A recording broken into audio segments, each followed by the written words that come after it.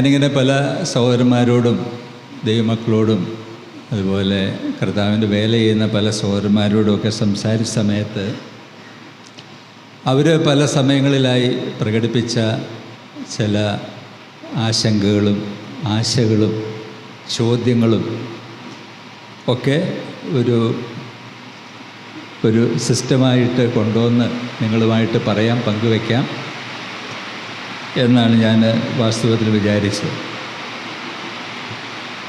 ഈ അപ്പസ്തലനായിരിക്കുന്ന പൗലോസ് തിമോത്തിയോസിന് ലേഖനങ്ങൾ എഴുതിയ സമയത്ത് അദ്ദേഹം പറയുന്നത് ഒത്തിരി കാര്യങ്ങൾ ചെയ്യാനായിട്ട് പറ്റും, ഒത്തിരി കാര്യങ്ങളിൽ പോയി പെട്ടുപോകാനുള്ള ചാൻസ് ഉണ്ട്, അതിലേക്കൊന്നും പോകരുത്, ചെയ്യേണ്ട കാര്യങ്ങൾ തന്നെ ചെയ്ത് അതിൽ ശ്രദ്ധയോടെ നിൽക്കണം, ഇത് കരുതുക, ഇതിൽ തന്നെ ഇരുന്നു കൊള്ളുക എന്ന് പറയുമ്പം പല പല കാര്യങ്ങൾ ചെയ്ത് നമ്മുടെ ശ്രദ്ധയും ഊർജവും ഒക്കെ ഡൈവേർട്ട് ചെയ്ത് പോകാനുള്ള സാധ്യത കർത്താവിൻ്റെ ദാസന്മാരെ സംബന്ധിച്ച് ഉണ്ട്. ഇപ്പം എന്തെല്ലാം കാര്യങ്ങളുണ്ട്. പുതിയ ആളുകളെ പോയി കാണണം, ആശുപത്രി പോയാൽ കാണണം, വീട്ടിൽ ചെന്ന് കാണണം, വചനം പഠിപ്പിക്കണം, കല്യാണം ആലോചിക്കണം, പെരകേറി കൂടൽ നടത്തണം, സ്നാനം നടത്തണം. അങ്ങനെ ഇനി അതൊരു സ്ഥലത്ത് തന്നെ ചെയ്താൽ മതിയോ? നമ്മുടെ പരിചയങ്ങളും ബന്ധങ്ങളും കൂടുന്ന മുറയ്ക്ക് ഒത്തിരി സ്ഥലത്തേടെ യാത്ര ചെയ്യണം, ഒത്തിരി ആളുകളെ കാണണം, ചെല്ലാതിരുന്നാൽ പിണക്കാവും, സന്തോഷകേടാവും. അപ്പോൾ നമ്മൾ ഒത്തിരി കാര്യങ്ങളൊക്കെ ചെയ്യുന്നു എന്നൊരു ഫീലിംഗ് ഒരു പക്ഷേ നമ്മുടെ ഉള്ളിൽ എപ്പോഴും കാണും. പക്ഷേ ചോദ്യം എന്ന് പറയുന്നത് ചെയ്യേണ്ട കാര്യങ്ങളൊക്കെ തന്നെയാണോ നമ്മൾ ചെയ്യേണ്ടത്, ഫോക്കസ്ഡ് ആണോ എന്ന് ശ്രദ്ധിക്കാനും പരിശോധിക്കാനും ഒക്കെ ചിലപ്പോൾ നമുക്ക് സാധിക്കായിക വരും. നമ്മുടെ ദർശനങ്ങളൊക്കെ മങ്ങിപ്പോയോ, ദർശനങ്ങൾ നഷ്ടപ്പെട്ടു പോയോ, ദർശനങ്ങളിൽ നിന്ന് വ്യതിചലിച്ചു പോയോ, അതോ ഇതൊന്നും നടക്കണ കാര്യമൊന്നുമല്ല, വെറുതെ ഇങ്ങനെ പറയാമെന്നുള്ളതേ ഉള്ളൂ എന്ന ഒരു ഫീലിങ്ങിലേക്ക് നമ്മൾ പയ്യെ പയ്യെ വരുന്നുണ്ടോ എന്നൊക്കെ ചിന്തിക്കുന്നത് തീർച്ചയായിട്ടും നല്ല കാര്യം തന്നെയാണ്. ഞാൻ ചെയ്യേണ്ട കാര്യങ്ങളൊക്കെ തന്നെയാണോ ചെയ്യുന്നത്, ദൈവം എന്നെ ഉത്തരവാദിത്തപ്പെടുത്തിയ കാര്യങ്ങളൊക്കെ തന്നെയാണോ ഞാൻ ചെയ്യുന്നത്? നമ്മളിപ്പം വായിച്ച വേദഭാഗത്ത് കേട്ടു അപ്പസ്തലൻ പറഞ്ഞു ഐ ചാർജ് യു എന്ന് പറഞ്ഞാൽ അത് തന്നെ ചെയ്യണമെന്നാണ് പറയുന്നത്. അത് ഇതൊക്കെ ചെയ്തു പോകാൻ പാടില്ല. അപ്പം അങ്ങനെ പല സഹോദരന്മാരും പല പ്രാവശ്യങ്ങളിലൊക്കെ ആയിട്ട് പറയുകയും പങ്കുവയ്ക്കുകയും ചെയ്ത കാര്യങ്ങൾ ഞാൻ ചില ചോദ്യങ്ങളായിട്ട് നിങ്ങളുടെ മുമ്പിൽ അവതരിപ്പിക്കാം. നിങ്ങളെ വിഷമിപ്പിക്കാനല്ല, ചിന്തിപ്പിക്കാൻ, ഒരു പ്രവൃത്തിയുടെ തലത്തിലേക്ക് എത്തിക്കാനായിട്ട് അത് ഉതകുമെങ്കിൽ തീർച്ചയായിട്ടും നല്ല കാര്യമാണ്. ആദ്യത്തെ ചോദ്യം എന്ന് പറയുന്നത്, നമ്മൾ വചനമൊക്കെ ഒത്തിരി പഠിച്ചു, ഒത്തിരി കാര്യങ്ങൾ ചെയ്യാനായിട്ട് പ്രാഗൽഭ്യം സമ്പാദിച്ചു, മൈക്കിൻ്റെ മുമ്പിൽ നിന്ന് സംസാരിക്കാൻ നമ്മൾ പഠിച്ചു, വചനത്തിൽ ഒത്തിരി കാര്യങ്ങളൊക്കെ പഠിച്ചു. എന്നാൽ ലളിതമായി നമ്മൾ ചെയ്യേണ്ട ചില കാര്യങ്ങൾ വിട്ടുപോയോ? ഒന്നാമത്തെ ചോദ്യം എന്ന് പറയുന്നത്, സുവിശേഷം പറയുന്നത് നമ്മൾ വിട്ടുകളഞ്ഞു, അതിൽ നമ്മുടെ ദർശനം നഷ്ടപ്പെട്ടു പോയോ, അത് മിസ്സായിപ്പോയോ എന്ന് ചിന്തിക്കുന്നത് നല്ല കാര്യമാണ്. ഇപ്പോൾ കൊരിന്ത്യർ ലേഖനം 9-ാം അധ്യായത്തിൻ്റെ 16-ാമത്തെ വാക്യത്തിൽ അപ്പസ്തലൻ പറഞ്ഞു, സുവിശേഷം അറിയിക്കുന്നില്ലെങ്കിൽ എനിക്ക് അയ്യോ കഷ്ടം. ഇപ്പോൾ ചിലരെങ്കിലും ചിന്തിക്കുന്നത് സുവിശേഷം അറിയിക്കുന്നതേ കഷ്ടമാണ് എന്ന് നമ്മുടെ ചിന്താഗതി അല്പം മാറിപ്പോകാനുള്ള ചാൻസ് ഉണ്ട്. ഇപ്പോൾ ദൈവത്തിൻ്റെ വചനത്തിൽ നമുക്ക് ഒത്തിരി പരിജ്ഞാനം സിദ്ധിച്ചു, നമ്മൾ വേദപുസ്തകത്തിൽ വെൽ വേഴ്സ്ഡാണ്, തിയോളജിക്കൽ, ഇതൊക്കെ നമുക്കറിയാം. പക്ഷേ ആർ വി ഷെയറിങ് ഗോസ്പൽ? സുവിശേഷം പറയുന്നുണ്ടോ? സുവിശേഷം പറയുന്നതിൽ നമുക്ക് ജാഗ്രതയുണ്ടോ? നാം ശുശ്രൂഷിക്കുന്ന സഭ സുവിശേഷ വേലയിൽ ഇൻവോൾവ് ആണോ? നമ്മളെ കർത്താവ് ഏൽപ്പിച്ച ദൗത്യം എന്താണ്? സകല സൃഷ്ടിയോടും സുവിശേഷം പറയുക. അപ്പോൾ അത് ചെയ്യുന്നതിൽ നമ്മൾ ഏതെങ്കിലുമൊക്കെ വിധത്തിൽ നമ്മൾ ഇൻവോൾവ് ആണ്. ഒരാഴ്ചയിൽ നമുക്ക് 7 ദിവസങ്ങൾ ദൈവം തന്നിട്ടുണ്ട്. അതിൽ ഏതെങ്കിലുമൊക്കെ ദിവസങ്ങൾ, ചില മണിക്കൂറുകൾ കർത്താവിൻ്റെ സുവിശേഷം പറയുന്നതിൽ, പങ്കുവയ്ക്കുന്നതിൽ നാം ഇൻവോൾവ് ആണോ അല്ലയോ? നമ്മുടെ സഭകൾ അതിനകത്ത് ഇൻവോൾവ് ആണോ? സഭകളെ അതിലേക്ക് നയിക്കുന്നതിൽ നമുക്ക് വിജയിക്കാൻ പറ്റിയിട്ടുണ്ടോ? ലളിതമായിരിക്കുന്ന കാര്യമാണ്. ഇതിനകത്ത് തിയോളജിക്കൽ ഡിബേറ്റിൻ്റെ കാര്യമൊന്നുമില്ല, അതിലേക്ക് പ്രവേശിച്ചാൽ മതി. പക്ഷേ നമുക്കറിയാം മിക്കവാറും അതിൽ ശുദ്ധ പരാജയമാണ്. ഒത്തിരിയും സഭകൾ, ഒത്തിരിയും വിശ്വാസികൾ, എല്ലാവരും അങ്ങനെയൊന്നുമല്ല, നന്നായി ചെയ്യുന്ന, ആത്മാർത്ഥമായി ചെയ്യുന്ന, അതിൻ്റെ പുറകെ സമർപ്പണ ബുദ്ധിയാ നിൽക്കുന്ന ധാരാളം ദൈവമക്കളുണ്ട്. അവരെ ഓർത്ത് ദൈവത്തിന് സ്തോത്രം, നല്ല കാര്യമാണ്. പക്ഷേ അത് നമ്മുടെ ഫോക്കസിൽ നിന്ന് മാറിപ്പോയോ എന്ന് ചിന്തിക്കുകയും പരിശോധിക്കുകയൊക്കെ ചെയ്യുന്നത് ഒരു നല്ല കാര്യമാണ്. നമ്മുടെ ഇടയിൽ ധാരാളം ചെറുപ്പക്കാരായിരിക്കുന്ന സഹോദരന്മാരുണ്ട്, നല്ല വിദ്യാഭ്യാസമുള്ള ആളുകൾ. അവർ മലയാളം സംസാരിക്കും, ഇംഗ്ലീഷ് പറയും, തമിഴ് പറയും, ഹിന്ദി പറയും, ഒക്കെ പറയും, സുവിശേഷം ഒഴികെല്ലാം പറയും. ഒത്തിരി കാര്യങ്ങൾ പറയും. അവർ ആകാശത്തിൻ്റെ കീഴെയുള്ള എല്ലാ കാര്യങ്ങളെക്കുറിച്ചും അവർക്കറിയാം, എല്ലാം അവരുടെ കൈത്തുമ്പിലുണ്ട്. പക്ഷേ പറയും.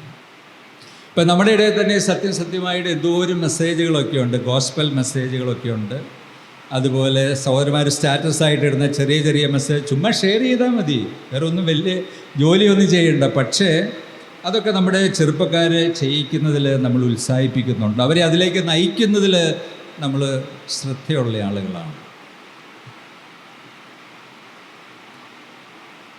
എന്നാൽ ചില സഭകളിലെ സഹോദരന്മാരൊക്കെ അവരെ ചെറുപ്പക്കാരായിരിക്കുന്ന ആളുകളെ സൺഡേ ഈവനിങ്ങിലൊക്കെ റെയിൽവേ സ്റ്റേഷനിലും പാർക്കുകളിലും പിന്നെ സീ ഷോറിലൊക്കെ കൊണ്ടുപോയി ട്രാക്റ്റ് വിതരണം, ഇങ്ങനെയൊക്കെയുള്ള കാര്യങ്ങൾ ചെയ്യിപ്പിക്കുന്നുണ്ട്. അത് എത്ര നല്ല കാര്യമാണെന്ന് ഞാൻ ഓർക്കുകയാണ്. അപ്പോൾ നമ്മൾ ചെയ്യുന്ന വൻ കാര്യങ്ങളെക്കുറിച്ച് ചിന്തിച്ചുകൊണ്ടിരിക്കുന്ന സമയത്ത് ചെയ്യാൻ ഉത്തരവാദിത്തപ്പെട്ട ലളിതമായിരിക്കുന്ന പല കാര്യങ്ങളും, ലളിതമായിരിക്കുന്ന കാര്യമൊന്നല്ല, ഇതിനാണ് ദൈവം സഭയെ ഭൂമിയിൽ നിർത്തിയിരിക്കുന്നതിൻ്റെ പ്രധാനപ്പെട്ട ലക്ഷ്യം. പക്ഷേ അത് കൈമോശം വന്നു എന്ന് ചിന്തിക്കുന്നത് ശരിയാണെന്ന് എനിക്ക് തോന്നുന്നു. അതുകൊണ്ട് നമുക്ക് അതിനെക്കുറിച്ചൊക്കെ ഒന്ന് ചിന്തിക്കുകയും വിലയിരുത്തുകയൊക്കെ ചെയ്യുന്നത് നല്ലതാണ്. ഈ പഴയകാലത്ത് ഇവിടെ ഈ IBS ക്യാമ്പിലും മറ്റ് പരിപാടികൾ കൂടുന്ന സമയത്ത് ഈ സഹോദരന്മാരുടെ ഇടയിലെ ഒരു പ്രധാനപ്പെട്ട ചർച്ചാ വിഷയം, പുതുതായിട്ട് ആരെങ്കിലുമൊക്കെ വന്നോ, രക്ഷിക്കപ്പെട്ടോ, സ്നാനപ്പെട്ടോ, അങ്ങനെയുള്ള ചോദ്യമൊന്നും ആരും ചോദിക്കാറില്ലെന്നേ. കാരണം അത് ബൂമറാങ് പോലെയാണ്. ഞാൻ ചോദിക്കുക വലിയവരൊക്കെ വരുന്നുണ്ട്, അപ്പോൾ അവരെന്നോട് ചോദിക്കുക നിങ്ങളുടെ ചർച്ചയിൽ വലിയവരും വരുന്നുണ്ടോ, അപ്പോൾ പിന്നെ ആ ചോദ്യം ഒഴിവാക്കുകയാണെങ്കിൽ സന്തോഷമാണ്. അപ്പം നമ്മുടെ ഒരു പ്രധാനപ്പെട്ട സന്തോഷം അതായിരുന്നു, ആളുകൾ രക്ഷിക്കപ്പെടുന്നു എന്നുള്ളത് വലിയൊരു സന്തോഷമായിരുന്നു. പക്ഷേ ആ സന്തോഷം നമ്മൾ നഷ്ടപ്പെടുത്തി കളഞ്ഞു. കാരണം എന്താണ്? നമ്മുടെ ഫോക്കസ് നഷ്ടപ്പെട്ടു. അപ്പോൾ ഇതിനകത്ത് ആരാ ഉത്തരവാദി എന്ന് ചോദിച്ചാൽ നമ്മളൊക്കെയാണ് ഇതിൻ്റെ ഉത്തരവാദിത്തപ്പെട്ട ആളുകൾ. നമ്മുടെ ഫോക്കസ് മാറിപ്പോകുന്നുണ്ടോ? നമ്മുടെ ഇടയിൽ പ്രസംഗിക്കാൻ അറിയാവുന്ന എന്തോരം സഹോദരന്മാരുണ്ട്. ഒരു പബ്ലിക് പ്രീച്ചിങ് സുവിശേഷത്തിൻ്റെ നടത്തിയിട്ട് എത്രയോ കാലങ്ങളായി.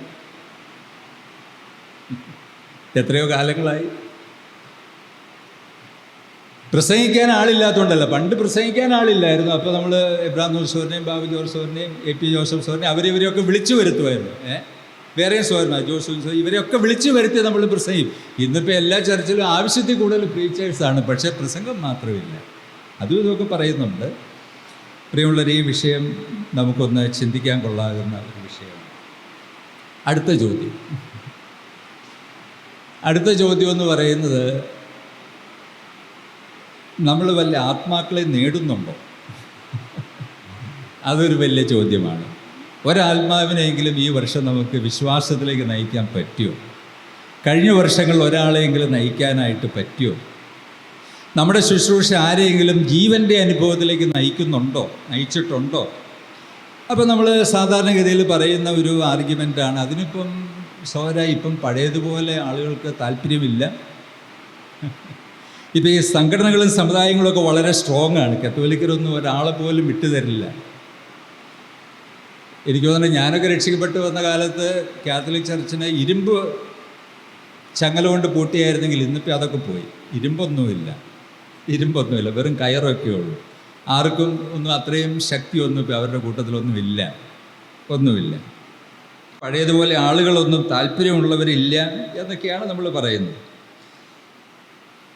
കർത്താവ് ഒരിക്കൽ പറഞ്ഞു, നിങ്ങൾ തല പൊക്കി നോക്കുവിൻ, നിലങ്ങൾ കൊയ്ത്തിന് പാകമായിട്ട് കിടക്കും.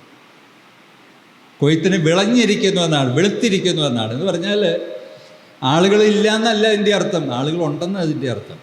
ആളുകളുണ്ട്.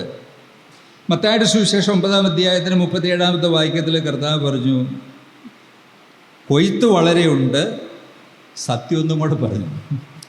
കൊയ്ത്തില്ലെന്നല്ല പറഞ്ഞ, കൊയ്ത്ത് വളരെയുണ്ട്, അല്പം ഉണ്ടെന്നല്ല, വളരെയുണ്ട്. എന്നിട്ട് കർത്താവ് പറഞ്ഞു സത്യം. പക്ഷെ കുഴപ്പമുള്ളത് എന്താണ്? വേലക്കാർ കുറവാന്ന് പറഞ്ഞു. വേലക്കാർ എന്ന് പറഞ്ഞാൽ ഫുൾ ടൈം വർക്കേഴ്സ് ആണോ എന്നൊന്നും എനിക്കറിയില്ല.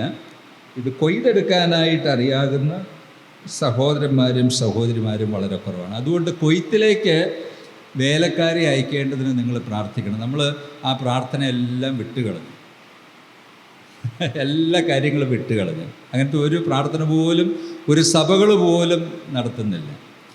കല്ലൂർക്കാടൊക്കെ പണ്ട് രക്ഷിക്കപ്പെട്ടു വന്ന കാലത്ത് സഹോദരന്മാരുടെയൊക്കെ എല്ലാ ദിവസവും സഹോദരിമാരൊക്കെ കൂടുന്ന കർത്താവ് ഇവിടെ മൂപ്പന്മാരുണ്ടാകണം, ഇവിടെ മിഷണറിമാരുണ്ടാകണം, വേലക്കാരുണ്ടാകണം, പുതിയ സഭകളുണ്ടാകണം.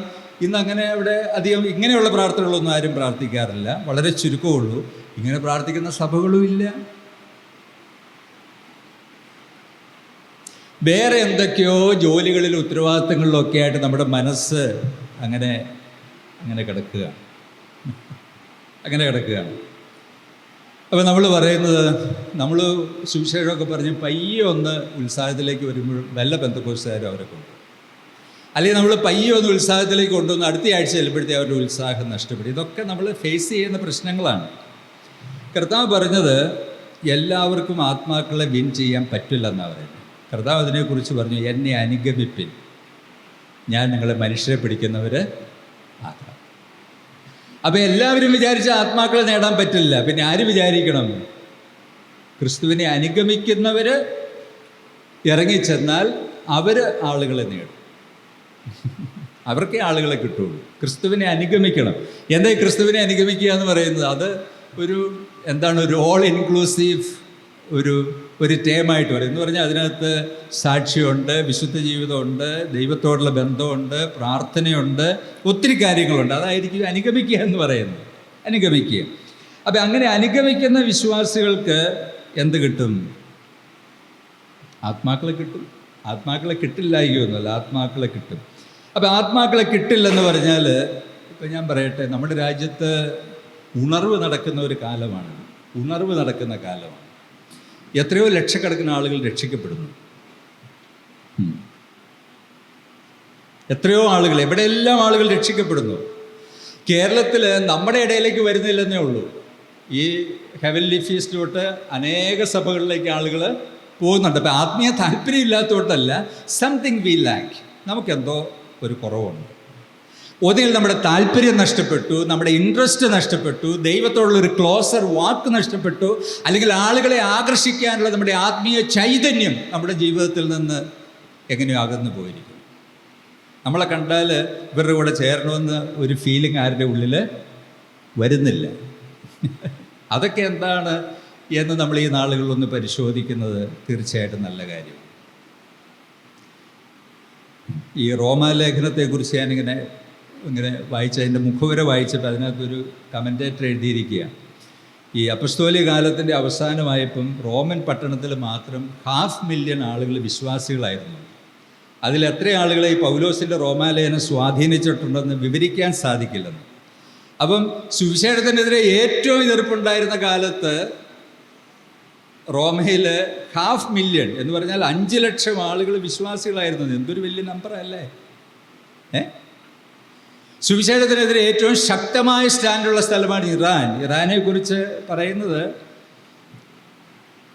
ഇറാൻ ഒരു വലിയ ക്രിസ്തീയ രാജ്യമായിട്ട് മാറാൻ മതി. അടുത്ത ദിവസം റോസൻബർഗ് എന്ന് പറയുന്ന നിങ്ങളൊക്കെ ചിലപ്പോൾ കാണുന്നതായിരിക്കും, ഒരു ഡാളസ് തിയോളജിക്കൽ സെമിനാരിലെ പ്രൊഫസറിയൊക്കെ പറയുന്ന ഒരാൾ, ഈ ഏലാം എന്ന് പറയുന്നത് ഇറാനാണ് പോലും. എനിക്കറിയില്ല കേട്ടോ. ഏലാം എന്ന് യിരെമ്യാ പ്രവാചകൻ്റെ പുസ്തകം 39 പറയുന്നത് ഇറാനാണ്.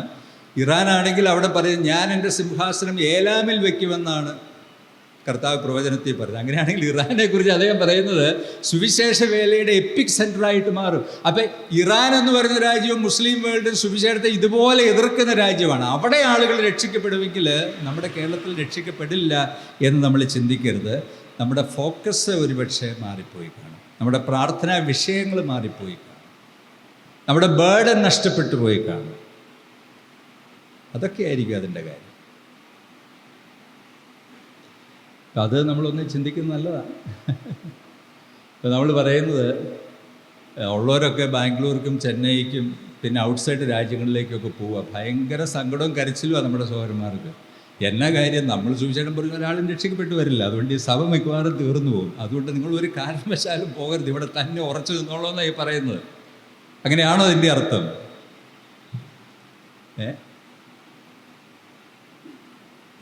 അങ്ങനെയാണെന്ന് എനിക്കറിയില്ല. പ്രിയമുള്ളവരെ, ആളുകളിൽ പല ഗ്രാമീണ സഭകൾക്കും 5 വർഷത്തെ ആയുസ്സേ ഉള്ളൂ. കാരണം എന്താണെന്ന് ചോദിച്ചാൽ അപ്പോഴത്തേക്കും പ്രായമുള്ളവർ കർത്തൃസന്നിധിയിലേക്ക് പോവും, ബാക്കിയുള്ളവർ ഏതിലെങ്കിലും പോവും. പിന്നെ ഈ ചർച്ചസിലൊന്നും ആരും ഉണ്ടാകില്ല. ആളുകളില്ലാത്തതുകൊണ്ടാണ് നമ്മുടെ ഗ്രാമങ്ങളിൽ. ആളുകളുണ്ട്, അവരെ മുന്നോട്ട് കൊണ്ടുവരാനായിട്ട് ദൈവം നമ്മളെ ഉപയോഗിക്കുന്നില്ല. ദൈവം നമ്മളെ ഉപയോഗിക്കണമെന്നുള്ള നിർബന്ധം നമ്മുടെ ഉള്ളിലും ഇല്ല. അപ്പോൾ നമ്മുടെ ഫോക്കൽ പോയിൻ്റ് ഒന്ന് മാറ്റുന്നത് നല്ലതാണ്. എന്നാൽ ആത്മാക്കളെ നേടുന്ന സഹോദരന്മാരില്ലേ? തീർച്ചയായിട്ടും ഉണ്ട്. പല സഹോദരന്മാരും ആത്മാക്കളെ നേടുന്നുണ്ട്. പല സഭകളിലും ആളുകൾ രക്ഷിക്കപ്പെട്ടു വരുന്നുണ്ട്. ഇല്ലെന്നൊന്നും പറയാനായിട്ട് സാധിക്കുകയില്ല. തീർച്ചയായിട്ടും. വേറെ ഒരു നമുക്ക് ചിന്തിക്കാൻ കൊള്ളാവുന്ന ഒരു ചോദ്യം എന്ന് പറയുന്നത്, അപ്പസ്തോല പ്രവൃത്തികൾ 2:42 നമ്മുടെ സഭകളിലൊക്കെ നമ്മൾ നന്നായി ഫെയ്ത്ത്ഫുള്ളായിട്ട് പ്രാക്ടീസ് ചെയ്യുന്നുണ്ടോ? ചിന്തിക്കാൻ കൊള്ളാവുന്ന ഒരു കാര്യമാണ്. അവർ അപ്പസ്തോലന്മാരുടെ ഉപദേശം കേട്ടും കൂട്ടായ്മ ആചരിച്ചും അപ്പം നുറുക്കിയും പ്രാർത്ഥന കഴിച്ചും പോന്നു. ഈ ശരിക്കൊരു ബൈബിൾ ക്ലാസ് തന്നെ ഇല്ലാത്ത എത്രയോ സഭകളുണ്ടെന്നറിയാമോ? ഓണസ്റ്റ്ലി സ്പീക്കിംഗ്, ഒത്തിരി സഭകളുണ്ട്.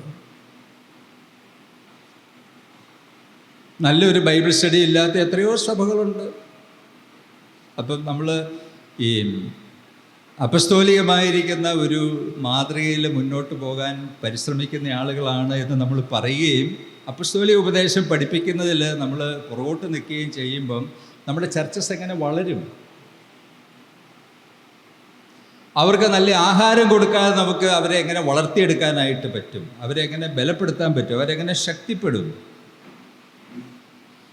പല സഭകളിലും ഒരു വീക്കിലി മീറ്റിംഗ് ഉണ്ട്. അത് പ്രാർത്ഥനാ യോഗവും ബൈബിൾ സ്റ്റഡിയും കൂടെ ഒരുമിച്ചാണ് പോകുന്നത്. എന്ന് പറഞ്ഞാൽ 1/2 മണിക്കൂർ പ്രാർത്ഥനയും 1/2 മണിക്കൂർ വചനധ്യാനം. ഈ 1/2 മണിക്കൂർ ധ്യാനത്തിനകത്ത് പറയുന്ന ഒരു തോട്ട് പങ്കുവെച്ചെന്നാണ്, ഒരു ചിന്ത പങ്കുവെച്ച്. ആ ഒരു ചിന്തയിൽ അവിടുത്തെ കുടുംബങ്ങളും വിശ്വാസികളും സഹോദരന്മാരും മുഴുവൻ നിൽക്കും ഒരാഴ്ച. അവരുടെ സ്പിരിച്വൽ ലൈഫൊക്കെ അതിൽ സേഫ് ആവുമോ? പിള്ളേരൊക്കെ കോളേജിലും സ്കൂളിലൊക്കെ ചെല്ലുമ്പോൾ കേൾക്കുന്ന ചോദ്യങ്ങളെ എതിരിടാൻ അവർ പ്രാപ്തരാകുമോ? സുവിശേഷ വേലയ്ക്ക് ഇറങ്ങാനായിട്ട് ആളുകളെ മോട്ടിവേറ്റ് ചെയ്യുക ആ ഒരു ചിന്ത. കുടുംബജീവിതം നയിക്കാനായിട്ട് ആ ഒരു തോട്ട് മതിയാവുമോ? പോരാ. അപ്പം ഞങ്ങളുടെ ഈ ചർച്ചിൽ നല്ല വചന ശുശ്രൂഷകളില്ല, ബൈബിൾ സ്റ്റഡി നടക്കുന്നില്ല. അപ്പോൾ നമുക്ക് എന്ത് ചെയ്യാൻ പറ്റും? എനിക്ക് അത്രയും അതിനകത്ത് കൃപയുള്ള ഒരാളല്ല, ഞാൻ ലെവൽ ബെസ്റ്റ് ശ്രമിക്കുന്നുണ്ട്. എന്നാൽ പിന്നെ എന്താ ചെയ്യാൻ പറ്റുന്നത്? അങ്ങനെയും നമ്മൾ ചിന്തിക്കുന്നില്ല, ഒരു ഓപ്ഷനെ കുറിച്ച് ചിന്തിക്കുന്നില്ല. ഇത് മതി, ഇങ്ങനെ അങ്ങ് പോയാൽ മതി. അപ്പോൾ ദൈവത്തിൻ്റെ വചനം ആളുകൾ കേൾക്കണം. ഞായറാഴ്ചകളിൽ മാത്രം പോരാ, അല്ലാതെയും അവരെ ദൈവത്തിൻ്റെ വചനം പഠിപ്പിക്കണം, നന്നായിട്ട് പഠിപ്പിക്കണം. ദൈവത്തിൻ്റെ വചനം പഠിക്കുകയും പഠിപ്പിക്കുകയും ചെയ്യുന്നിടത്തെ ജീവിതങ്ങൾക്ക് രൂപാന്തരം വരും. അപ്പോസ്തലനായ പൗലോസ് പറഞ്ഞു, ദൈവത്തിൻ്റെ മനുഷ്യൻ സകല സൽപ്രവർത്തിക്കും വക പ്രാപിച്ച് തികഞ്ഞവൻ. നമ്മുടെ ആഗ്രഹം എന്ന് പറയുന്നത് വിശ്വാസികൾ തികഞ്ഞവരാകണം, നമ്മളും തികഞ്ഞവരാകണം. അതിന് ദൈവം വെച്ചിരിക്കുന്ന വഴി എന്ന് പറയുന്നത് ദൈവവചനത്തിൻ്റെ ശുശ്രൂഷയാണ് പല നിലകളിൽ. അത് നമ്മൾ ചെയ്യണ്ടേ? ചെയ്യാതെ എങ്ങനെ ആളുകൾ വളരും? അതുപോലെ ഫെലോഷിപ്പ്, കൂട്ടായ്മ എന്ന് പറയുന്ന ഒരു സംഭവം ഈ സഭകളുടെ, ചർച്ചിലെ വിശ്വാസികളുടെ ഇടയിലും സഭകൾ തമ്മിലും കർത്താവിൻ്റെ ദാസന്മാരുടെ ഇടയിലും ഒന്നും കൂട്ടായ്മകൾ ആവശ്യത്തിനുണ്ടെന്ന് നമുക്ക് പറയാൻ പറ്റില്ല. കുറച്ചൊക്കെ ഉണ്ട്, ഒട്ടുമില്ലെന്ന് ഞാൻ പറയില്ല. കൂട്ടായ്മയ്ക്ക് വേണ്ടി വലിയ ദാഹമൊന്നും നമ്മുടെ മനസ്സിൽ അത്രയും ഒരുപക്ഷെ ഉണ്ടാകണമെന്ന് നിർബന്ധമില്ല. ഈ രക്ഷിക്കപ്പെട്ട ആദ്യകാലങ്ങളിൽ ഒരു സഹോദരനെ കണ്ടില്ലെങ്കിൽ ഹാർട്ട് അറ്റാക്ക് വരുന്ന പോലെയാണ്. ദൈവമേ, എന്തൊരു പ്രയാസമാണ്. ഇനി ഒരു ഞായറാഴ്ച ഒരാൾ വന്നില്ലെങ്കിൽ, വരാതിരിക്കില്ല, വന്നില്ലെങ്കിൽ അവർക്കറിയാം സഹോദരന്മാർ വൈകിട്ട് ഇവിടെ ഉറപ്പായിട്ടും ഉണ്ടാവും. അങ്ങനെയുള്ള ദുശീലങ്ങളൊന്നും നമ്മുടെ ഇടയിലൊന്നും ആർക്കുമില്ല. ഒരാൾ വന്നില്ലെന്ന് വിചാരിച്ചാൽ നമ്മൾ അറിയുപോലുമില്ലല്ലോ. ചിലപ്പോൾ ഇച്ചിരി അംഗങ്ങളുള്ള സഭയാണെങ്കിൽ അറിയുപോലുമില്ല, വന്നില്ല, അല്ല അത് ശരി, ഇപ്പം എത്രയാഴ്ചയായി വന്നിട്ട്. നമ്മളവരുടെ പുറകെയൊന്നും പോകണമെന്നുള്ളൊരു ചിന്തയൊന്നും നമ്മുടെ മനസ്സിലേ ഇല്ല. നമ്മളൊരുപക്ഷെ ഇടയന്മാരെന്ന് പേരുണ്ടായിരിക്കും, പക്ഷേ ഇടയ ഹൃദയം നമ്മളിൽ സ്പന്ദിക്കുന്നുണ്ടോ എന്ന് ചിന്തിക്കുകയും പരിശോധിക്കുകയൊക്കെ ചെയ്യുന്നത് നല്ലതാണ്. ഈ കൂട്ടായ്മകളില്ലാത്തതുകൊണ്ട് എന്താണ് നമ്മുടെ ഒത്തിരി ആളുകൾ സങ്കടത്തിലും നിരാശയിലും ഡിപ്രഷൻ ഒക്കെ വരുന്നുണ്ട്. ഈ കൂട്ടായ്മ ബന്ധം എന്ന് പറയുന്നത് പങ്കുവെക്കുന്നതാണല്ലോ. നമ്മുടെ സങ്കടങ്ങൾ, ഭാരങ്ങൾ ഒക്കെ നമുക്ക് പങ്കുവെക്കണം. അത് കേൾക്കുന്ന സമയത്ത് അതിനോട് താതാത്മ്യപ്പെടാനും ഞാൻ പ്രാർത്ഥിക്കാം, ദൈവം ഇതിനൊരു പരിഹാരം വരുത്തും എന്ന് പറയാൻ തക്ക ഔചിത്യബോധമുള്ള ഒരു നല്ല മനുഷ്യനും ചർച്ചിൽ വേണം. ഇതൊക്കെ വളരെ ആവശ്യമാണ്. നമ്മുടെ ചെറുപ്പക്കാരൊക്കെ നമ്മളോട് ചേർന്ന് നിൽക്കണമെങ്കിൽ അവരോടൊരു നല്ല വാക്ക് പറയാൻ നമുക്ക് പറ്റണ്ടേ? അവരെ ഉത്സാഹിപ്പിക്കണ്ടേ? അവരെ ചിന്തിപ്പിക്കണ്ടേ? അവരെ എൻകറേജ് ചെയ്യണ്ടേ? സ്നേഹപൂർവ്വം ഒരു വാക്ക് പറയാനായിട്ട് നമുക്ക് പറ്റണ്ടേ? പറ്റിയാലല്ലേ ഈ ആളുകളെയൊക്കെ നിലനിർത്താനായിട്ട് നമുക്ക് സാധിക്കുകയുള്ളൂ. ലോർഡ് സപ്പർ, കർത്തൃമേശ, ഈ കർത്തൃമേശയൊക്കെ നമ്മൾ നടത്തുന്നതിനേക്കാൾ ഇച്ചിരി കൂടെ നന്നായിട്ട് നടത്തണമെന്ന് നമ്മൾ ചിന്തിക്കാറുണ്ടോ? എന്ന് പറഞ്ഞാൽ ഇതിനെ കുർബാനയാക്കണമെന്നൊന്നും അല്ല ഞാൻ പറയുന്നത്. നമുക്ക് ആ സമയം കുറച്ചുകൂടെ ഒന്ന് മെച്ചപ്പെടുത്താൻ എന്താ ചെയ്യാൻ പറ്റുന്നത്? ആളുകളുടെ ഫുൾ അറ്റൻഷൻ കിട്ടാൻ എന്ത് ചെയ്യാൻ പറ്റും? ഇതൊരു ഹിസ്റ്റോറിക് റിയാലിറ്റി മാത്രമല്ല, അതിനൊരു ഇമോഷണൽ ആസ്പെക്റ്റ് എന്ന് പറയുന്ന ഒരു കാര്യമുണ്ട്. നിന്നിതിനും നിസ്സാരനുമായി ക്രൂശിൽ മരിച്ച കർത്താവെന്ന് നമ്മൾ വളരെ ചിരിച്ച് സന്തോഷത്തോടെ പറയുന്നതിനേക്കാൾ അതിന് വേറൊരു വശമെന്ന് പറയുന്നത് ആ കർത്താവിൻ്റെ മരണത്തെക്കുറിച്ച് കുറച്ചും കൂടെ നന്നായി പറയാനും അതിലൊരു ഇമോഷണൽ ടച്ച് വരാനും ഒക്കെ ഇടയായാൽ അത് നമ്മുടെ ക്രിസ്തീയ ജീവിതത്തെ ഒത്തിരി സമ്പുഷ്ടമാക്കും.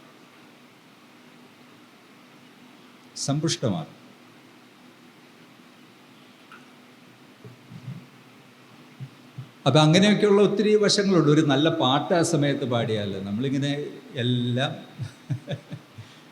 ഇങ്ങനെ ഒക്കെ ഒരു പരുവത്തിലൊക്കെ ചെയ്തു പോകാതെ അതിനെ കുറച്ചും കൂടെ ആകർഷമാക്കാനും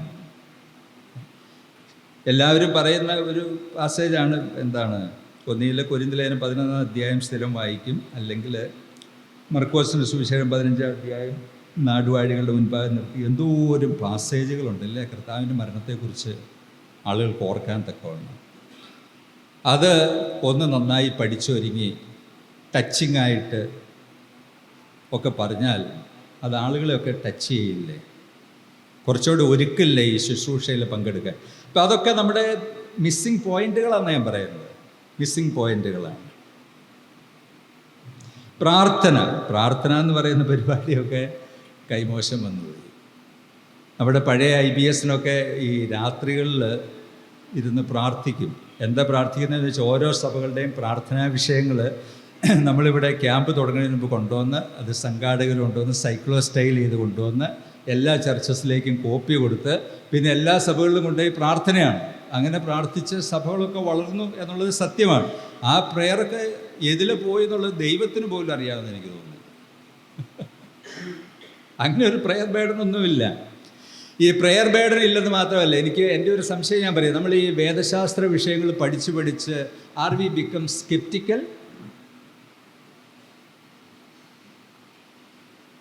നമുക്ക് കഴിവും പ്രാപ്തിയും ഉണ്ടെങ്കിൽ നമ്മുടെ കാര്യം നടത്തിയെടുക്കുക എന്നുള്ളതല്ല. ദൈവം ഇടപെടും, ദൈവം പ്രവർത്തിക്കും, പ്രാർത്ഥനയ്ക്ക് ദൈവം ആൻസർ ചെയ്യും എന്നൊരു ചിന്ത ദൈവമക്കളുടെ ഇടയിലേക്ക് പകരാനായിട്ട് നമ്മുടെ സന്ദേശങ്ങളിലൂടെയൊക്കെ പറ്റുന്നുണ്ട്. നമ്മുടെ സന്ദേശങ്ങളിൽ നഷ്ടപ്പെട്ട ഒത്തിരി വാക്കുകളാണ് വിശ്വാസം, പ്രാർത്ഥന, ഉപവാസം, അതുപോലെ ദൈവാനുഗ്രഹം, ദൈവകൃപ. ഇങ്ങനെയുള്ള പദങ്ങളെ നമ്മുടെ ഇടയിൽ നഷ്ടപ്പെട്ടിരിക്കുന്നു. അല്ലെങ്കിൽ നിങ്ങൾ പരിശോധിച്ച് നോക്കിക്കോ, അനേക പ്രസംഗങ്ങൾ പരിശോധിച്ച് നോക്കുക. അതിനകത്ത് നമ്മൾ തന്നെ പറയുന്നുണ്ടോ? ആരെങ്കിലും പറയുന്നതായിട്ട് കേൾക്കുന്നുണ്ടോ? ഈ പൗലോസ് പുസ്തകം മടുത്തു പോയപ്പോൾ കർത്താവ് അദ്ദേഹത്തോട് പറഞ്ഞു, എൻ്റെ മോനെ, എൻ്റെ കൃപ നിനക്ക് മതി. അപ്പോൾ കൃപ എന്നുള്ള വാക്ക് നമ്മൾ പറയുന്നില്ല. വളരെ ഭാരപ്പെടുന്ന സഹോദരന്മാരോട് ദൈവകൃപ നിങ്ങളെ മെച്ചപ്പെടുത്താൻ മതിയായതാണ് എന്ന് പറയാൻ നമ്മൾ പരാജയപ്പെട്ടു പോവുകയാണ്. നമ്മൾ ഡീയിസ്റ്റുകളായി മാറുകയാണോ എന്ന് എനിക്കറിയില്ല. ദൈവം സൃഷ്ടിച്ചു, രക്ഷയ്ക്കായിട്ട് ആളുകളെയൊക്കെ നിർണ്ണയിച്ചു, അതൊക്കെ അതിൻ്റെ വഴിക്ക് നടന്നോളും. നമുക്ക് നമ്മുടെ കാര്യം, ദൈവത്തിൻ്റെ കാര്യം. അതാണോ നമ്മുടെ തിയോളജി എന്ന് പറയുന്നത്? അല്ലങ്ങനെ ആയി പോകുന്നുണ്ടോ എന്ന് എനിക്ക് സംശയമാണ്. പ്രിയമുള്ളവരെ, നമ്മുടെ ദൈവത്തെക്കുറിച്ച് പറഞ്ഞത് ഞാൻ നിങ്ങളോട് കൂടെ ഉണ്ടെന്ന് പറഞ്ഞതാണ്. ആ ദൈവത്തെ നമ്മിൽ നിന്ന് അകലെയുള്ള ആളായിട്ട് നമ്മുടെ പ്രസംഗങ്ങളിലൂടെയും മറ്റു കാര്യങ്ങളിലൂടെയൊക്കെ അവതരിപ്പിച്ചു കഴിഞ്ഞാൽ അതെങ്ങനെയാണ് ശരിയാകുന്നത്? ദൈവം കർത്താവ് പറഞ്ഞ് ഞാൻ നിങ്ങളെ ഉപേക്ഷിക്കുകയില്ല, ഒരു നാളും കൈവിടുകയില്ല. അങ്ങനെയുള്ള വാക്യങ്ങളൊക്കെ പറഞ്ഞ് നമ്മുടെ ആളുകളെ സ്ട്രെങ്തൻ ചെയ്യാനും മോട്ടിവേറ്റ് ചെയ്യാനും എൻകറേജ് ചെയ്യാനും ആശ്വാസം പകരാനും ഒക്കെ നമുക്ക് സാധിക്കേണ്ട ശരിക്കും. പ്രാർത്ഥനയ്ക്ക് ഉത്തരമായിട്ട് ദൈവം പ്രവർത്തിക്കും. അത്ഭുതങ്ങളെ പ്രവർത്തിക്കാൻ അധികാരമുള്ള ആളുകളില്ലെന്ന് നമ്മൾ പറഞ്ഞു, അത് ശരിയാണ്. പക്ഷെ ദൈവം വിചാരിച്ചാലും അത്ഭുതം ചെയ്യില്ലെന്ന് പറഞ്ഞാൽ അങ്ങനെയൊക്കെ പറയുന്നത് തന്നെ ഒരു വിവരക്കേടാണെന്നുള്ളൊരു നിലയിലേക്ക് നമ്മുടെ മനസ്സും ചിന്തകളുമൊക്കെ മാറിപ്പോയാൽ നമ്മൾ പുരോഗമിക്കുകയാണോ? അതുകൊണ്ട് എന്താണെന്ന് ചോദിച്ചാൽ, അങ്ങനെയൊക്കെ നമ്മൾ സംസാരിക്കുകയും പ്രസംഗിക്കുകയും ചെയ്യുമ്പം ഈ ആളുകളിലുള്ള ദൈവാശ്രയമൊക്കെ കുറഞ്ഞു പോകും. ആളുകൾ ഒരു മീറ്റിംഗ് വെച്ചാൽ വരാനും മടിക്കുക, എന്നത്തിന് പോകാനോ വേറെ പണിയൊന്നുമില്ല എന്ന് വിചാരിക്കും. പ്രതീക്ഷയും പ്രത്യാശയൊക്കെ പകരുന്ന വിധത്തിലേക്ക് നമ്മുടെ ശുശ്രൂഷകൾ, നമ്മുടെ പ്രാർത്ഥനകൾ, നമ്മുടെ ടീച്ചിങ്സ്, നമ്മുടെ സെർമൺസ്, നമ്മുടെ ക്യാമ്പിലുള്ള സന്ദേശങ്ങളൊക്കെ അങ്ങനെ രൂപപ്പെട്ടു വരണം. അപ്പം അങ്ങനെ പറയുമ്പം ആളുകൾ കേട്ടിരിക്കാനായിട്ട് ഒരു വലിയ സമാധാനം, ആശ്വാസം, സന്തോഷം. പക്ഷെ അങ്ങനെയൊക്കെയാണോ നമ്മൾ പറയുന്നത്? നമ്മുടെ മിനിസ്ട്രീസ് അങ്ങനെയൊക്കെയാണോ എന്ന് പരിശോധിക്കുന്നത് നല്ലതാണ്, നല്ല കാര്യം. ഇല്ലെങ്കിൽ എന്നാന്ന് ചോദിച്ചാൽ നമ്മൾ വലിയ താല്പര്യത്തിലേക്ക് കൊണ്ടുവരും, അവരെ നാട്ടുകാർ കൊണ്ടുവരും. അല്ലെങ്കിൽ അവർ നമ്മുടെ ചർച്ചിൽ വരും, അവർ പറയും നോബഡി ഈസ് ഇൻട്രസ്റ്റഡ്, പിന്നെ അതുകൊണ്ട് ഞാൻ എൻ്റെ വഴിക്ക് പോകണം. അങ്ങനെ പല സഹോദരന്മാരും പറയുന്നുണ്ട്. അവിടെ ഒന്നും പോയിട്ട് വലിയ കാര്യമൊന്നുമില്ല, ആരും വലിയ താല്പര്യമൊന്നുമില്ല, നമ്മൾ ചെന്നാലും ശരി ചെന്നില്ലേലും ശരി വലിയ കാര്യമൊന്നും ഇല്ല, ആരും അന്വേഷിക്കുകയില്ല, ഒന്നുമില്ല എന്നൊക്കെ പറയുന്ന, സങ്കടപ്പെടുന്ന എത്രയോ ആളുകൾ ഉണ്ട്. വേറൊരു ചോദ്യം നമുക്ക് ചോദിക്കാൻ കൊള്ളാം. നമുക്ക് പുതിയ ആളുകളെ നേതൃത്വ നിരയിലേക്ക് കൊണ്ടുവരുന്നതിൽ നമ്മൾ വിജയിക്കുന്നുണ്ട്. പുതിയ ആളുകളെ ലീഡർഷിപ്പിലേക്ക് വളർത്തിക്കൊണ്ടുവരുന്നതിൽ നമുക്ക് നമ്മുടെ ഫോക്കസ് ഉണ്ടോ? അതോ നമ്മൾ പഴയ ആളുകളൊക്കെ തന്നെ മതി എന്നാണോ നമ്മൾ ചിന്തിക്കുന്നത്? ഞാനെപ്പോഴും പറയാറുള്ള ഒരു പ്രസ്താവനയാണ്, ഒരു എഴുത്തുകാരൻ എഴുതിയതാണ്, success is not a success if there is no successor. നമ്മൾ പറയുന്ന ആശയങ്ങളും പ്രസംഗങ്ങളും വാല്യൂസും ഒന്ന് മുറുകെ പിടിക്കാനും ഫോളോ ചെയ്യാനും ആരും ഇല്ലെങ്കിൽ പിന്നെ നമ്മൾ വിജയിച്ചെന്ന് എങ്ങനെയാണ് പറയുന്നത്? നമ്മളൊരു വിജയമാണെന്ന് എങ്ങനെ നമുക്ക് പറയാനായിട്ട് പറ്റും? അപ്പോൾ പുതിയ ആളുകൾ സഭയുടെ മൂപ്പന്മാരായിട്ട് വരണമെന്നുള്ള ആഗ്രഹം നമുക്ക് വേണ്ടേ? സഭയ്ക്ക് അത് വേണ്ടേ? നമുക്കൊക്കെ അത് ആവശ്യമല്ലേ? പ്രാർത്ഥിക്കണ്ടേ? സഭയ്ക്ക് ഒരാൾ ലീഡർഷിപ്പിൽ ഉണ്ടായാൽ പോരാ, പ്ലൂറൽ ലീഡർഷിപ്പ് ചർച്ചിനുണ്ടാകണം, അല്ലേ? ഇപ്പം ഈ ലീഡേഴ്സിനെ കുറിച്ചൊക്കെ പൊതുവിൽ സഹോദരന്മാരെ കൂടുമ്പോഴൊക്കെ ഒത്തിരി ചിന്തിക്കാറുണ്ട്. ഞാൻ പറയുന്ന എല്ലാവരും പറയുന്ന ആരും പെർഫെക്റ്റ് അല്ലെന്നാണ്. ആ സഹോദരൻ ചെയ്തു വരുമ്പോൾ കുറേ അങ്ങനെയായി പോകും, ഈ സഹോദരൻ ചെയ്തു വരുമ്പോൾ കുറേ ഇങ്ങനെയാണ്. അപ്പം ഞാനും കൂടി ഉള്ളപ്പോൾ എന്നെക്കുറിച്ച് പറയാറില്ല, ഞാനില്ലാത്തപ്പോൾ അവരെന്നെക്കുറിച്ച് പറയുമല്ലോ, ആ സഹോദരൻ ചെയ്യുന്നത് ഇങ്ങനെയൊക്കെയാണ് എന്ന് പറയും. അത് നമ്മൾ സ്വാഭാവികമായിട്ട് നമ്മൾ ചിന്തിക്കണം. അപ്പം അതിനെക്കുറിച്ച് ഞാൻ ചിന്തിച്ചപ്പം ഏത് സഹോദരൻ ചെയ്താലും ആ സഹോദരന് ഉള്ള ഒരു കൃപയ്ക്കൊത്തവണ്ണം അല്ലേ ചെയ്യുള്ളൂ. എല്ലാ കാര്യങ്ങളിലും നോട്ടം എത്തിക്കാനൊന്നും തനിക്ക് ഒരിക്കലും പറ്റില്ല. അപ്പം അതുകൊണ്ടാണ് കർത്താവ് ഈ പ്ലൂറൽ ലീഡർഷിപ്പ് വെച്ചിരിക്കുന്നത്. അതില്ലാതെ ഇതെങ്ങനെ ഫങ്ഷൻ ചെയ്യും? നമ്മൾ ഒരിക്കലും മൂപ്പന്മാരായി അല്ലെങ്കിൽ ശുശ്രൂഷക്കാരായി ഇനി കുഴപ്പമില്ല എന്ന് ചിന്തിച്ചിരുന്നാൽ വല്ല കാര്യമുണ്ടോ? ഒറ്റ കാര്യമില്ല, യാതൊരു കാര്യവുമില്ല. അതിനകത്ത് ഈ ശുശ്രൂഷകൾ എന്ന് പറയുന്ന ഒരു അലങ്കാരമല്ലല്ലോ, ഒരു അലങ്കാര സ്ഥാനമല്ലല്ലോ. അത് മനുഷ്യർക്ക് ശുശ്രൂഷ ചെയ്യാനായിട്ട് ദൈവം തന്നിട്ടുള്ള അവസരങ്ങളല്ലേ, അത് നമ്മൾ വാസ്തവത്തിൽ ഉപയോഗപ്പെടുത്തേണ്ടത് വളരെ ആവശ്യമല്ലേ. അപ്പം അങ്ങനെ പല സഹോദരന്മാരും ഒരുമിച്ച് ശുശ്രൂഷ ചെയ്യുമ്പോഴാണ് ആ ശുശ്രൂഷ ഒരു കംപ്ലീറ്റ് മിനിസ്ട്രി ആയിട്ട് മാറും. ഇപ്പം ചിലർ മുതിർന്നവരുടെ പുറകെയാണ്, ചിലർ യൂത്തിൻ്റെ പുറകെയാണ്. ഇപ്പം പിള്ളേരുടെ കാര്യം തദൈവ, സൺഡേ സ്കൂളിൻ്റെ കാര്യം അറിയില്ല. ഇപ്പം എന്തെല്ലാം കാര്യങ്ങൾ ചെയ്യാനായിട്ടുണ്ട്. ഇതൊക്കെ ചെയ്യാനായിട്ട് ചർച്ചസിൽ ഒരാൾ മതിയോ? അപ്പം അങ്ങനെ ഒറ്റയ്ക്ക് ശുശ്രൂഷ ചെയ്യുന്നവർ തന്നെ ചിന്തിക്കണം, എൻ്റെ പൊന്നെ ഇത് ശരിയാകില്ല, ഇത് ബിബ്ലിക്കലല്ല ഈ പരിപാടി, ഞാൻ ഒറ്റയ്ക്കല്ല ഇത് ചെയ്യേണ്ടത്, സഹോദരന്മാരോട് കൂടെയാണിത് ചെയ്യേണ്ടത് എന്ന ഒരു സന്തോഷം നമുക്ക് വേണം. കഴിഞ്ഞ ദിവസം ഒരു സഹോദരനും ഞാനും കൂടെ ഒരു സ്ഥലത്ത് ചെന്നപ്പോൾ അതിൽ ഒരു കാര്യമില്ലാതെ ഒരു മനുഷ്യൻ നമ്മുടെ കൂടെയുള്ള സഹോദരനോട് കുറേ ചീത്ത പറയും. അപ്പം ഞാൻ ചീത്ത പറഞ്ഞുകൊണ്ട് പറഞ്ഞു, ചേട്ടൻ പോകാൻ പറഞ്ഞു. ഈ സഹോദരനോട് പറഞ്ഞു നമുക്ക് പോകാമെന്ന് പറഞ്ഞു. അപ്പം ഞാൻ അൺഅഫക്റ്റഡ് ആയിട്ട് നിന്നുകൊണ്ടല്ല എനിക്ക് പറയാൻ പറ്റിയത്. അവർ രണ്ടുപേരും ആയിരുന്നെങ്കിലോ ചിലപ്പോൾ പറഞ്ഞ് എന്തെങ്കിലും പറഞ്ഞു. ഒറ്റ കാര്യമില്ല, നമ്മുടെ കൂടെയുള്ള സഹോദരൻ ഒരു തെറ്റും ചെയ്തിട്ട് സംഭവിച്ച ഒരു കാര്യമല്ല. ഇങ്ങനെയൊക്കെ സംഭവിക്കാനുള്ള ചാൻസസ് ഉണ്ട്. ആരാ പറഞ്ഞില്ലെന്ന്. പ്രോബ്ലംസ് സോൾവ് ചെയ്യാൻ പോകുന്ന സമയത്തോ അല്ലെങ്കിൽ ഒക്കെ സംഭവിക്കാം, ഇങ്ങനെയുള്ള പ്രോബ്ലംസൊക്കെ സംഭവിക്കാം. പ്രിയമുള്ളവർ, നമുക്ക് ഇതൊക്കെ ആവശ്യമാണ്. നമുക്ക് പുതിയ നേതാക്കന്മാർ ആവശ്യമാണ്. പുതിയ നേതാക്കന്മാരുണ്ടായാൽ ഈ തലമുറയിലെ ആളുകളുടെ ആവശ്യങ്ങൾ മനസ്സിലാക്കി ആ ഒരു എംഫസിസിൽ ശുശ്രൂഷ ചെയ്യാനായിട്ട് പറ്റും. അപ്പോൾ നമുക്ക് പുതിയ നേതാക്കന്മാർ ആവശ്യമാണ്. അവരെ നമ്മൾ അപ്രീഷിയേറ്റ് ചെയ്യണം, അവരെ എൻകറേജ് ചെയ്യണം, അവർക്ക് ശുശ്രൂഷയ്ക്ക് അവസരങ്ങൾ കൊടുക്കണം. തീർച്ചയായിട്ടും നമ്മുടെ ഈ ക്യാമ്പുകളിലൊക്കെ പഴയ ആളുകളും പ്രസംഗിക്കണം, പുതിയ ആളുകളും പ്രസംഗിക്കണം. അങ്ങനെയല്ലേ സോരം പറഞ്ഞത്, പഴയതും പുതിയതും രണ്ടീന്നും പറയണമെന്നല്ല പറഞ്ഞത്. പഴയ ആളുകളും വേണം, പുതിയ ആളുകളും വേണം. ഈ പുതിയ ആളുകൾ ദൈവവേലയിലെ ശുശ്രൂഷയിൽ വളർന്നു വരുന്നത് കാണുന്നത് നമ്മൾ വാത്സല്യത്തോടും സന്തോഷത്തോടും അഭിമാനത്തോടും കൂടെ നോക്കിക്കാണേണ്ട ഒരു കാര്യമാണ്. അത് അസൂയയോടെ നോക്കിക്കാണേണ്ട ഒരു കാര്യം അല്ല. അപ്പം അത് ഒരു വലിയ കാര്യമാണ്. ഇപ്പം നമ്മളാരെങ്കിലുമൊക്കെ ശുശ്രൂഷയിലേക്ക് മുന്നോട്ട് വരാൻ എൻകറേജ് ചെയ്യുമോ?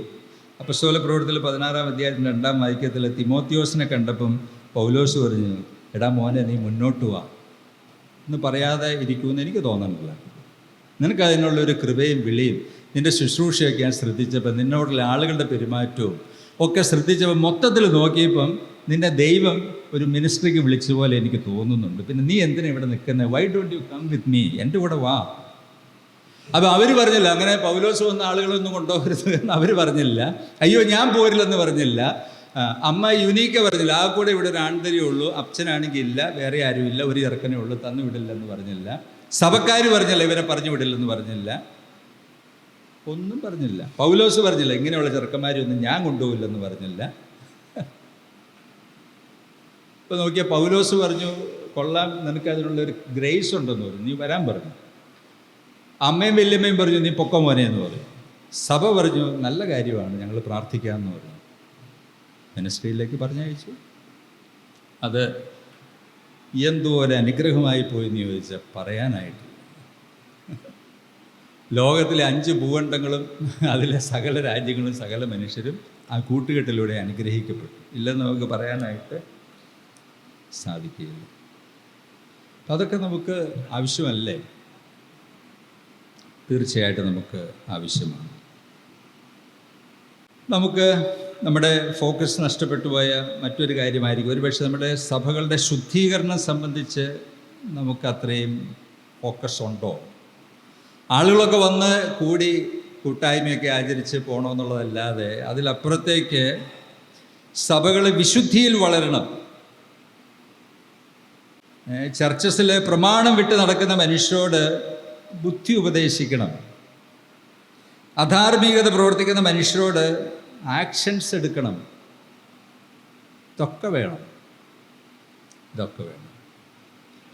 ചർച്ചിൽ ഡോക്ട്രിനൽ പ്യൂരിറ്റി വേണം, എത്തിക്കൽ പ്യൂരിറ്റി വേണം, മോറൽ പ്യൂരിറ്റി വേണം, വചനത്തിലെ സത്യസന്ധതയും വ്യാഖ്യാനത്തിൽ വിശുദ്ധിയും വേണം. ഇതെല്ലാം വേണം. ഇതെല്ലാം വേണ്ടേ? അപ്പം അങ്ങനെ ശുദ്ധീകരണമില്ലാത്ത സഭകളെക്കുറിച്ച് പറഞ്ഞാൽ അവിടെ ആളനക്കം ഉണ്ടാവില്ല, അവിടെ ദൈവസാന്നിധ്യം ഉണ്ടാവില്ല, ദൈവശക്തി അവിടെ വെളിപ്പെടില്ല, പുരോഗതി ഉണ്ടാവില്ല, ദൈവഭയം ഉണ്ടാകില്ല. ഇതെല്ലാം നമുക്ക് ആവശ്യമാണ്. ഈ നിരന്തരമായിരിക്കുന്ന ദൈവവചനത്തിൻ്റെ ശുശ്രൂഷകളിലൂടെയാണ്, അനുഗ്രഹിക്കപ്പെട്ട ഇങ്ങനെയുള്ള പ്രവർത്തനങ്ങളിലൂടെ ഒക്കെയാണ് സഭകൾ ബലപ്പെടുകയും ശക്തിപ്പെടുകയും ചെയ്യും. വേർപാടിനെക്കുറിച്ച് നമുക്ക് പ്രസംഗിക്കണ്ടേ സഭകളിൽ? ആർക്കും ഇഷ്ടമുള്ളൊരു വിഷയമായിരിക്കില്ല, പക്ഷേ അത് പറയണ്ടേ?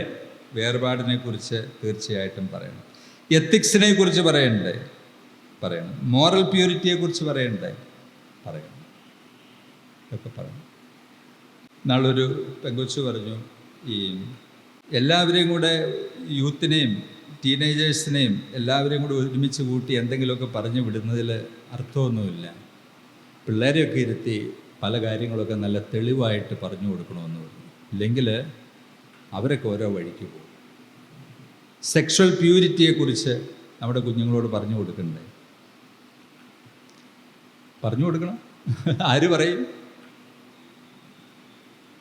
പറയും? കുടുംബത്തിൻ്റെ സ്റ്റെബിലിറ്റിയെക്കുറിച്ച് നമ്മൾ പറഞ്ഞ് പഠിപ്പിക്കണ്ടേ? ഡോക്ട്രിനൽ പ്യൂരിറ്റിയെക്കുറിച്ച് പറയണ്ടേ? ഡോക്ട്രിൻസ് ആവർത്തിക്കണ്ടേ?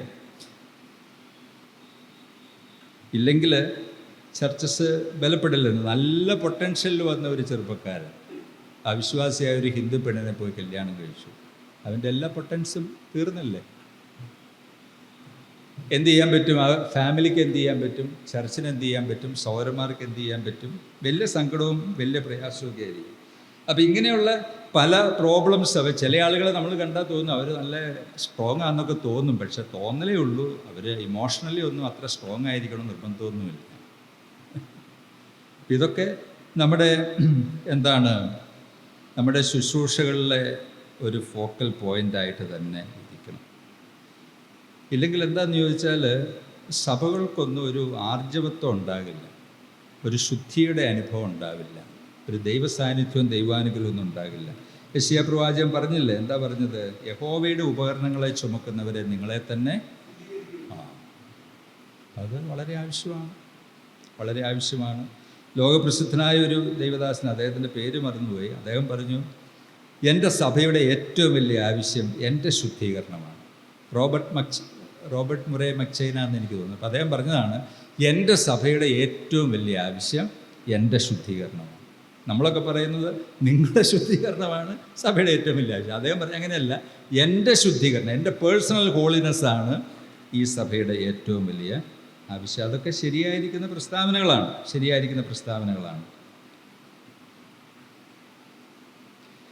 മറ്റൊരു പ്രധാനപ്പെട്ട കാര്യം ഞാൻ ചോദിക്കട്ടെ. നമ്മുടെ അടുത്ത തലമുറയിലുള്ള യുവ സഹോദരന്മാരെയും പ്രിയപ്പെട്ടവരെയും ദൈവവചനത്തിലെ വിശിഷ്ടമായ ഉപദേശ സത്യങ്ങൾ പഠിപ്പിക്കുകയും പരിശീലിപ്പിക്കുകയും ചെയ്യുന്നതിൽ നമ്മുടെ ലോക്കലിൽ നമുക്കൊരു ഫലപ്രദമായ പരിപാടിയുണ്ട്.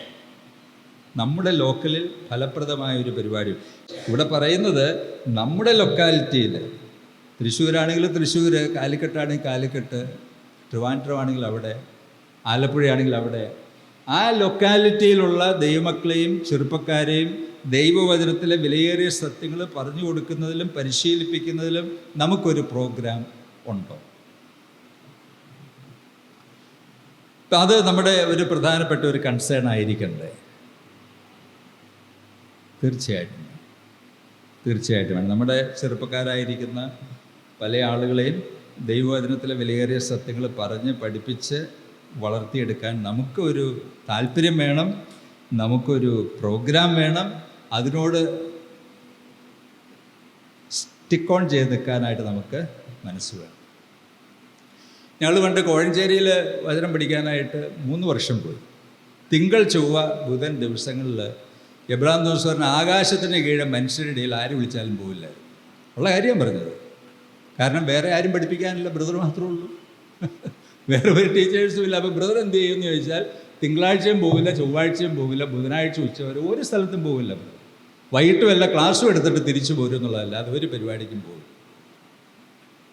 അപ്പോൾ നമ്മൾ അതിനെക്കുറിച്ച് എന്ത്, വേറെ പണിയൊന്നുമില്ല, ചുമ്മാ വെറുതെ ഇത്രയും സമയം കൊണ്ടുപോയി കൊടുക്കാനായിട്ട് എന്തെല്ലാം കാര്യങ്ങൾ ചെയ്യണം. ഇപ്പം നമ്മൾ ആ പരിപാടിക്ക് പോവില്ല.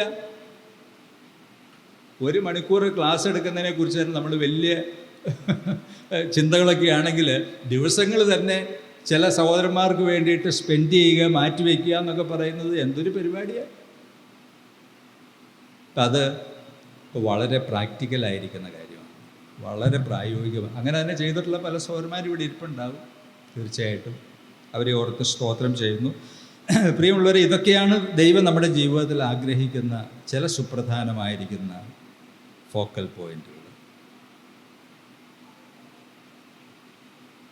പ്രാക്ടിക്കലായിട്ട് 1-2 ചോദ്യങ്ങൾ കൂടെ ചോദിച്ചാൽ അവസരം. നമ്മുടെ ഈ ആദ്യ സ്നേഹം നഷ്ടപ്പെട്ടു പോയി എന്ന് പറയുന്നതിൽ വല്ല കഴമ്പുണ്ടോ? നമ്മുടെ സഹോദരന്മാർ നഷ്ടപ്പെട്ടു പോകുന്നതിൽ നമുക്ക് സങ്കടമുണ്ടോ? നമ്മുടെ ആദ്യ സ്നേഹം നഷ്ടപ്പെട്ടു പോകുന്നതിൽ നമുക്ക് ഭാരമുണ്ടോ? കൊരിന്ത്യർ 13-ാം അധ്യായത്തിൽ പറഞ്ഞു, വിശ്വാസം, പ്രത്യാശ, സ്നേഹം, ഇവ മൂന്നും നിലനിൽക്കുന്നു, ഇവയിൽ വലിയതോ സ്നേഹം തന്നെ. അപ്പോൾ ഇവിടെ പൗലോസ് അപ്പോസ്തലൻ പറയുന്നത് ഈ ഉപദേശവും സത്യങ്ങളും എല്ലാം പഠിച്ചെടുത്താൽ അതിൽ നിന്ന് വരുന്ന 3 തുള്ളിയാണ് ഫെയ്ത്ത്, ഹോപ്പ് ആൻഡ് ലവ്. ഇതിൽ നിലനിൽക്കുന്നത് സ്നേഹം.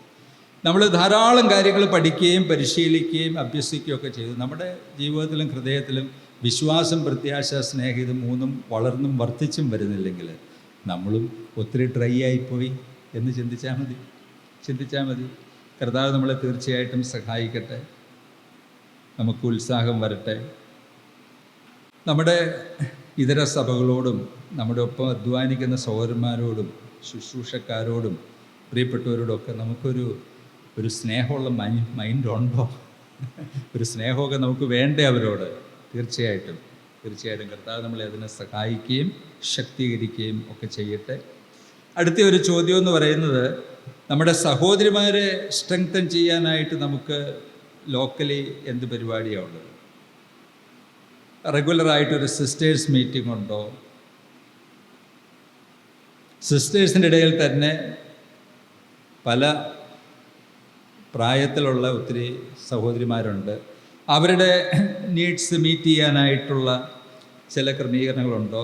അപ്പോസ്തലനായ പൗലോസ് 2000 വർഷം മുമ്പ് പറഞ്ഞു, അല്ലേ, തീത്തോസിനോട് പറഞ്ഞു, ക്രേത്തൻ ദ്വീപുകളിലെ അവിടെയുള്ള വിശ്വാസികളെ, മുതിർന്നവരെയും ഒപ്പമുള്ളവരെയും ഇളയവരെയും സഹോദരന്മാരുടെ പക്ഷത്തും വിവിധ പ്രായത്തിലുള്ളവരെയും ഒക്കെ പറഞ്ഞ് പഠിപ്പിക്കേണ്ട ചില കാര്യങ്ങളെക്കുറിച്ച് പറഞ്ഞു. അങ്ങനെയൊക്കെ പ്രത്യേകം പറഞ്ഞ് പഠിപ്പിക്കണം. അവരുടെ പെരുമാറ്റം, അവരുടെ സംസാരം ഒക്കെ പറഞ്ഞ് പഠിപ്പിക്കണമെന്നാണ് പറഞ്ഞത്. ഒക്കെ പറഞ്ഞ് പഠിപ്പിക്കണം. 2000 വർഷം മുമ്പ് പറഞ്ഞു. ഇന്നും അത് വേണ്ടേ? ഇന്നിതെല്ലാം വളരെ ആവശ്യമുള്ള കാര്യങ്ങളാണ്. ഞങ്ങൾ ഈ അടുത്ത നാളിൽ ഒരു ബ്രദർ ഞങ്ങളുടെ ഒരു സീക്കേഴ്സ് ക്ലാസ്സിൽ റെഗുലറായിട്ട് വരുന്നുണ്ട്. അപ്പോൾ അദ്ദേഹം നമ്മുടെ കൂട്ടത്തിൽപ്പെട്ട ആളല്ല, പക്ഷേ നല്ല ദൈവസ്നേഹവും നമ്മുടെ ഈ ക്ലാസ്സുകളൊക്കെ ഒത്തിരി ഇഷ്ടമൊക്കെ പുള്ളി റെഗുലറായിട്ട് വരും. അപ്പോൾ രക്ഷിക്കപ്പെട്ടിട്ട് 30 വർഷമായി. ക്രിസ്ത്യൻ ലൈഫിൽ ഒത്തിരി നന്മകൾ ഒക്കെ അനുഭവിച്ച ഒരു മനുഷ്യനാണ്. അപ്പോൾ അദ്ദേഹം പറഞ്ഞു, ഞങ്ങൾ രക്ഷിക്കപ്പെട്ട അന്ന് തൊട്ട് ഇന്ന് വരെ ഒരൊറ്റ മീറ്റിംഗ് ഞങ്ങൾ മുടക്കിയിട്ടില്ല ബ്രദറെ എന്ന് പറഞ്ഞു. പ്രാർത്ഥനായോഗമാണെങ്കിലും ബൈബിൾ ക്ലാസ് ആണെങ്കിലും ചർച്ച് മീറ്റ് ക്യാമ്പാണെങ്കിലും ഞങ്ങൾ പോകാതിരിക്കില്ലെന്ന് പറഞ്ഞു. അതാണ് അവരുടെ ഏറ്റവും വലിയ അനുഗ്രഹം. നമ്മുടെ മീറ്റിങ്ങുകളെ കുറിച്ച് പറഞ്ഞാൽ ഏതാനും പേർ അപ്പസ്തോല ഉപദേശത്തിനും, ഏതാനും പേർ പ്രാർത്ഥനയ്ക്കും, ഏതാനും പേർ കൂട്ടായ്മയ്ക്കും, പിന്നെ എല്ലാവരും കൂടെ വരാൻ ചാൻസ് ഉള്ളൊരു മീറ്റിംഗ് ഞായറാഴ്ചത്തെ ബ്രെഡ് ബ്രേക്കിംഗ് മീറ്റിങ്ങേ ഉള്ളൂ. അപ്പോൾ അതാണ് അതിൻ്റെ പ്രശ്നം. അപ്പോൾ ഇദ്ദേഹം പറയുകയാണ്, ഞാൻ എന്ത് പ്രശ്നം വന്നാലും ഒരു മീറ്റിംഗ് ഒഴിവാക്കി. അദ്ദേഹത്തിൻ്റെ ചർച്ചിൽ ചില ക്ലാസ്സുകളൊക്കെ ഉണ്ട്, അത് കൂടാതെയാണ് അദ്ദേഹം ഈ ക്ലാസ്സിന് വരുന്നത്. അപ്പോൾ ഈ ക്ലാസ്സുകൾക്ക് വന്നപ്പോൾ എന്തോ അദ്ദേഹത്തിന് പ്രയോജനമാണെന്ന് തോന്നി. അപ്പോൾ അതുകൊണ്ട് അദ്ദേഹം ഇത് മുടക്കുന്നില്ല, റെഗുലറായിട്ട് വരികയാണ്, വന്ന് വചനം കേൾക്കുകയാണ്, പഠിക്കുകയാണ്. ഇപ്പം നമ്മുടെ ഈ സഹോദരന്മാരെയൊക്കെ നമ്മൾ നന്നായിട്ട് ഉത്സാഹിപ്പിക്കണം. നമ്മുടെ സഹോദരന്മാർ, നമ്മുടെ സഭകൾ, നമ്മുടെ വർക്കേഴ്സായിട്ടുള്ള ആളുകൾ, നമ്മുടെ മറ്റ് മുതിർന്ന മുൻനിരയിൽ നിൽക്കുന്ന ആളുകൾ, നമ്മളിങ്ങനെ നടുവൊടിഞ്ഞ് കിടക്കുന്ന മൂർഖം പാമ്പിനെ പോലെ കിടക്കേണ്ട ആളുകളല്ല. നമ്മൾ കുറച്ചും കൂടെ സ്ട്രോങ് ആണ്. നമ്മുടെ ഈ മിഷൻ ടീമൊക്കെ കുറച്ചുകൂടെ സ്ട്രോങ് ആകും. നമ്മൾ കുറച്ചും കൂടെ വിഷണറീസ് ആകണം. നമ്മുടെ വിശ്വാസം ഒന്നും കൂടെ വർദ്ധിക്കണം, അല്ലേ? വിശ്വസിച്ചാൽ നീ ദൈവത്തിൻ്റെ മഹത്വം. നമ്മൾ ഈ കാശില്ലെന്നൊക്കെ പറഞ്ഞ് ഓരോ കാര്യങ്ങൾ ചെയ്യാതിരിക്കരുത്. കാശ് ആര് തരും? കാശ് ദൈവം തരുമെന്നേ. നമ്മൾ ഈ മനുഷ്യരുടെ മുഖത്തേക്കും പോക്കറ്റിലേക്കൊക്കെ നോക്കണേ എന്തിനാ? എന്താ ഇതിൻ്റെ ആവശ്യമുള്ളത്? നമ്മൾ ദൈവത്തെ ലജ്ജിപ്പിക്കുകയാണ്.